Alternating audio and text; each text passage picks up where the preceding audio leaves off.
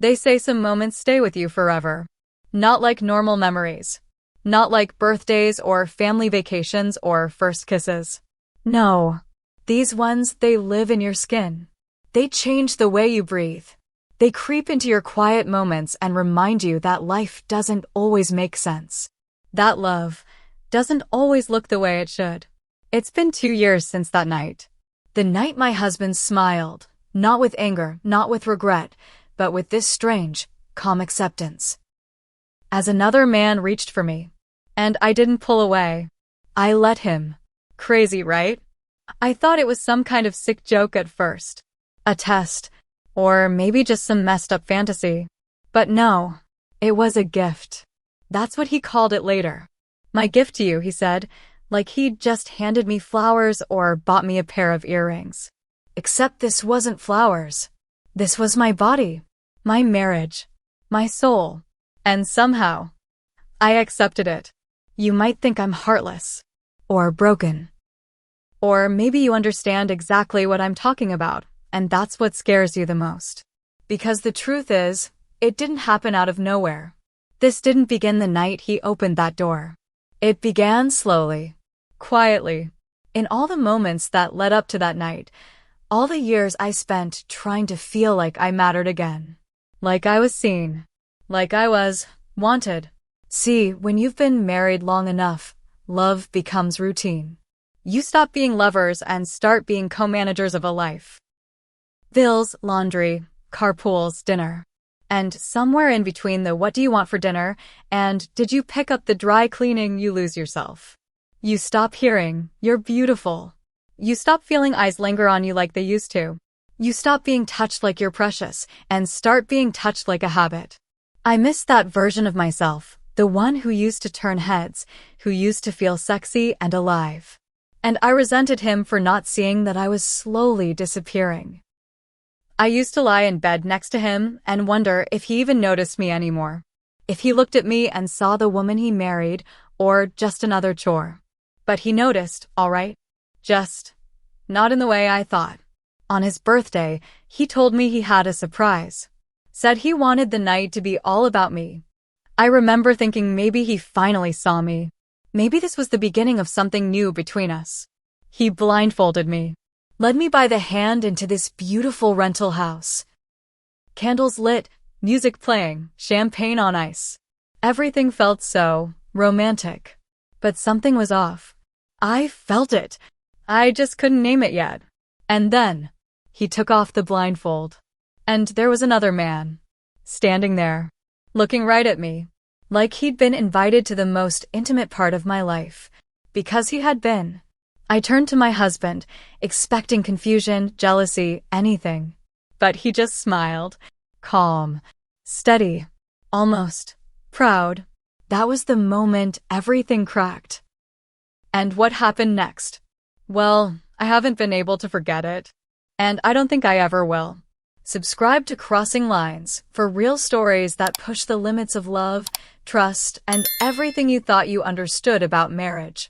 You won't believe what happened after that door closed. Looking back, maybe the signs were there long before that night. I was 38 when it happened. A stay-at-home mom, though that title barely scratched the surface of what my days looked like. Raising 2 kids, running the house, handling everything while my husband chased his career. I used to take pride in it, in being the glue that held everything together. But slowly, that pride turned into something else. Exhaustion, resentment, emptiness. The woman he married, the one who used to wear red lipstick and heels just because she started fading. Bit by bit, I stopped dressing up. I stopped looking in the mirror. Not because I didn't care, but because it hurt too much to care. You reach a point where you're so tired of trying to be seen, you start making yourself invisible on purpose. Meanwhile, my husband, Daniel, he was thriving. Ambitious. Always one step ahead at work, always planning, always moving. He had this quiet intensity about him that never really left. Even when he was home, his mind was somewhere else. On meetings, deadlines, promotions, the next big deal. He wasn't cruel. He never yelled. Never hit. Never cheated. At least not in the way you might expect.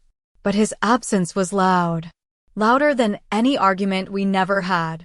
We'd sit at the dinner table in our perfectly staged suburban home, granite countertops, matching place settings, kids chattering about school, and barely look at each other. Our conversations were functional. Did you pay the electric bill? Don't forget Sam's soccer practice. We need more milk. That was our marriage. Silent dinners. Unspoken tension. Two people sharing a house, but not a life. But then, something changed. Subtly at first. Daniel started complimenting me again. At first, it was small. You look nice today. That color suits you. His eyes started lingering on me in ways they hadn't for years. And for a moment, I felt hope. Maybe we were reconnecting. Maybe he finally saw the woman standing in front of him. But there was something different in his gaze. It wasn't desire. It was something else. Like he was studying me. Measuring something. And then there were the receipts. One afternoon, I was folding laundry, and a receipt slipped out of his jacket pocket. A boutique I'd never been to. Jewelry stores. Expensive lingerie. But none of those things ever made their way to me. At first, I told myself it was work-related. Maybe he was buying gifts for clients. Maybe it was a surprise in the making.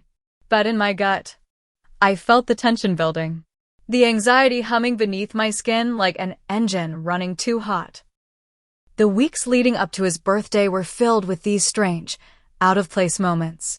He'd come home earlier than usual, sit across from me with this unreadable expression, smile softly, but say nothing.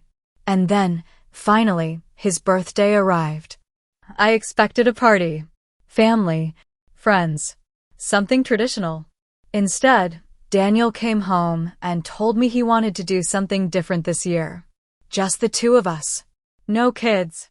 No distractions. He said he had a surprise.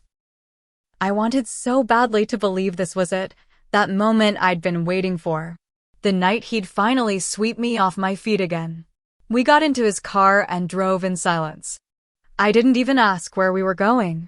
I just sat there, my heart pounding, my mind spinning wild fantasies of romance and reconnection. Then he pulled up to a beautiful home, an Airbnb tucked away in an upscale neighborhood. Elegant, private, almost too perfect. As we stepped inside, Daniel reached into his pocket and pulled out a silk blindfold. "Trust me," he whispered. And I did. God help me, I did. He guided me carefully through the house. I could hear the faint notes of soft music playing, smell roses in the air, feel the plush carpet beneath my feet. My skin tingled with a strange mix of excitement and dread. Then he stopped walking. "Are you ready?" he asked. I nodded, my breath shaky. He removed the blindfold. And that's when I saw him. Another man. Standing right there. Tall, well-dressed, confident, waiting for me. Like this was perfectly normal. Like he belonged. My stomach flipped. My head spun. My first instinct was confusion. Then fear. Then something else I didn't expect, curiosity. I turned to Daniel, searching his face for answers, for outrage, for explanation. But he wasn't angry. He wasn't surprised. He was smiling. Not a forced grin. Not an awkward laugh. Just a soft, steady smile. Like he was proud of what he'd done. That's when I realized. This wasn't about love. It wasn't even about sex. It was something much darker. Much more complicated. It was a test. Or worse, permission. And everything inside me shifted. I stood there, frozen. It felt like the world had slowed down, like everything around me had gone silent except for the pounding of my own heart in my ears. Another man. In our private moment. In our marriage. In my life. And my husband, Daniel. Standing calmly beside me like this was perfectly normal. Like this was planned. Like this was his idea. I didn't know what to feel. My stomach twisted in ways I can't explain. My mind was racing, trying to make sense of it. I kept thinking, is this some kind of twisted joke? Some test? Or is this what he wants? And then a thought slipped in, a thought that scared me even more than everything I was seeing. Did he love me so much that he wanted me to feel desired again? Or did he not want me at all anymore? The two possibilities battled inside me. One felt heartbreaking. The other felt humiliating. And yet, in that storm of confusion, something else stirred inside me. For the first time in years, I felt seen. Not as a mother. Not as a housekeeper. Not as his quiet, reliable wife who folded laundry and scheduled dentist appointments. But as a woman. A woman standing there, being looked at, wanted, desired, fully and completely. I hated that feeling, but I also craved it. Because it had been so long since anyone, even Daniel, had looked at me that way. And in that terrifying moment of conflict, memories of who we once were came flooding back. I remembered how Daniel used to pull me close at parties, how he used to steal glances at me across crowded rooms when we were first dating. How we used to make love without a care in the world. How his hands used to explore me like I was the most precious thing he'd ever touched. How his eyes would light up just seeing me walk into a room. But that had disappeared over the years, slowly, quietly, like air leaking out of a balloon. And now here I was in front of another man who looked at me the way Daniel once did. I wanted to run. God knows, I wanted to grab my purse, walk out that door, and never look back. But I didn't. That's what haunts me the most when I lay in bed at night replaying that moment. I didn't run. I stood there. Frozen, paralyzed, terrified, curious.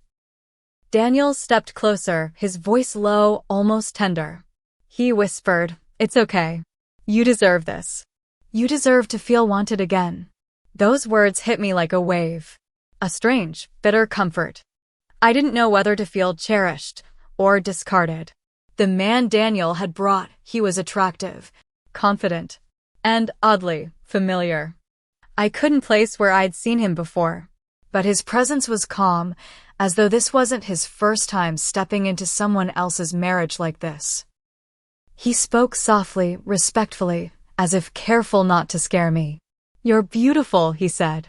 It had been years since anyone told me that with such raw honesty. And as much as my mind screamed at me to stop, to say no, to leave, I stayed. I was floating, like I had left my body entirely, watching everything unfold from the outside. The next moments felt surreal, intimate, strange, heavy with emotion. The kind of intimacy that doesn't just involve bodies, but exposes every insecurity, every buried need, every secret wish you pretend you don't have. Daniel sat down across the room, poured himself a glass of wine, and watched. Calm, steady, silent. I kept glancing at him, searching for any sign, jealousy, regret, anger, anything that would stop this. But he gave me nothing. Only that same steady, haunting smile. I hated him for that. And I hated myself for needing his permission. The man who stood before me. His touch was careful, almost gentle. He wasn't aggressive. He wasn't rough. He handled me like someone handling fragile glass. And with every touch, every whispered word, I could feel my identity crumbling. Who am I? What am I doing? How did we get here? But I couldn't stop. The line between right and wrong was long gone. And somewhere deep inside me, a part of me felt alive again. The part of me I thought had died years ago. The act itself wasn't what broke me. It was the emotions running underneath it. The quiet approval from my husband. The way the other man treated me, like something precious, something rare. As it came to an end, I could feel my chest tightening, like the weight of what I had just done was finally catching up with me. I looked back at Daniel, my husband, my partner of 15 years, sitting there, still sipping his wine. But this time, his face had changed. His eyes, they weren't steady anymore.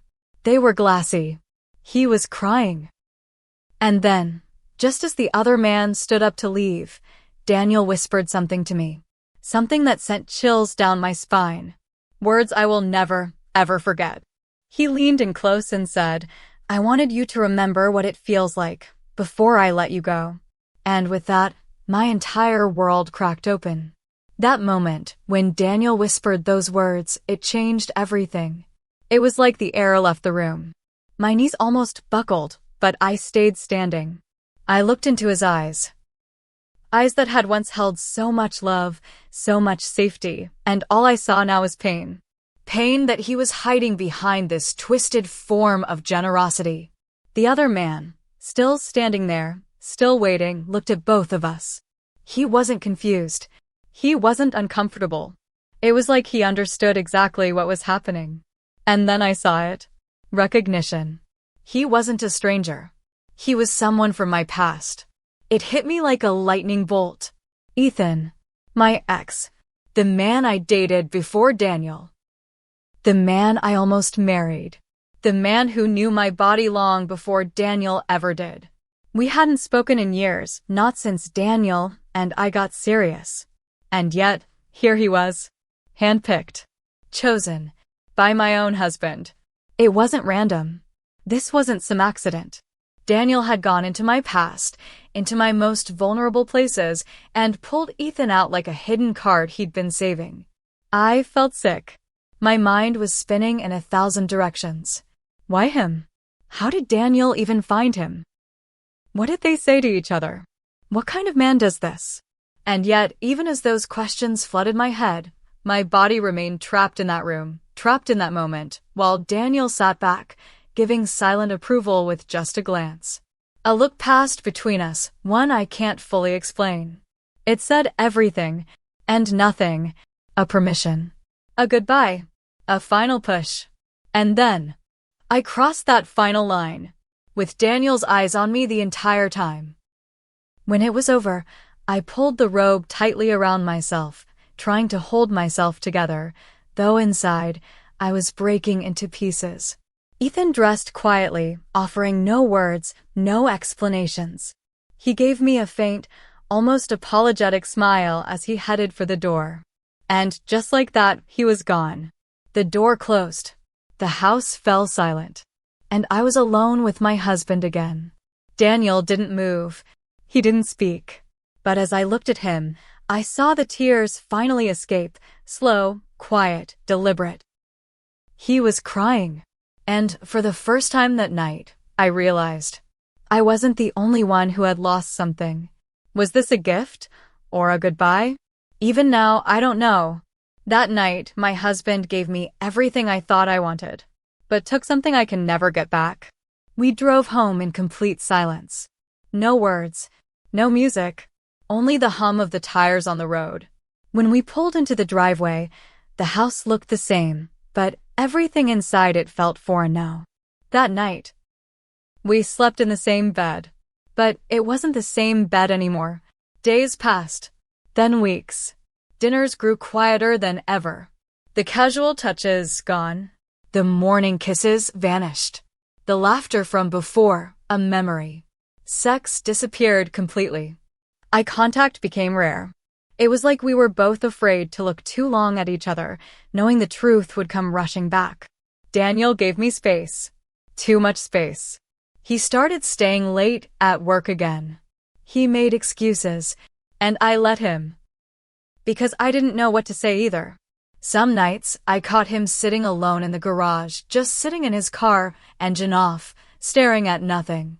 Once, I watched him from the window as his shoulders shook. Quiet sobs.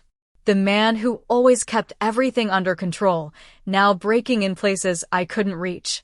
He had broken something in me that night.